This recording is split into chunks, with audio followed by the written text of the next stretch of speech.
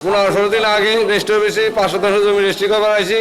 5 লাখ টাকা জমি 45,000 টাকা আপনি তাদের সমিতির মাধ্যমে নিয়ে গেছে আমার কাছ থেকে। আমি বললাম যে ভাই এত কিসের করলে তো এটা দিতে হবে, সমিতি কিছু খাবে, আমরা সরকার কিছু কি করবে রাখবে। আমাদের দাবি হচ্ছে আমাদের বালিয়াকান্দি উপজেলা রেজিস্ট্রেশন অফিসে সাধারণ জনগণ এখানে আসে, তাদের উপরে যে দুর্নীতিটা প্রয়োগ করা হয়, এই দুর্নীতির বিরুদ্ধে আমাদের দাবি যাতে সাধারণ জনগণ হয়ে দুর্নীতির হাত থেকে মুক্ত পেতে পারে।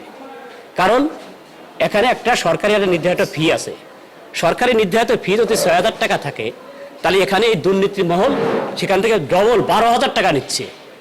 এমন ধরনের কুচক্রিত যেন আমাদের বালিয়াকান্দি মাটিতে না হয়, এর জন্যই আমরা আপনাদেরকে এই সাথে নিয়ে এই মানববন্ধনটা গড়ে উঠেছি। যারা ভুক্তভোগী আছে তারা এখানে আসে তাদের স্বপ্ন ক্রয় অথবা বিক্রয় করতে, কিন্তু তারা এখানে স্বপ্ন ক্রয় বিক্রয় করতে এসে নানান ধরনের আপনার হয়রানির শিকার হয়, এবং সরকারি যে ফিটা আছে এর থেকে বেশি টাকা একটা সমিতি সিন্ডিকেট নিয়ে যায়। তা আমি চাচ্ছি যে কোনো সরকারি প্রতিষ্ঠানে কোনো সমিতির সিন্ডিকেট যেন না থাকে, এবং অসহায় মানুষ যেন কোনো ভোগান্তিতে না পড়ে, এবং গরিবের টাকা গরিবের পেটে যেন লাথি মারা না হয়।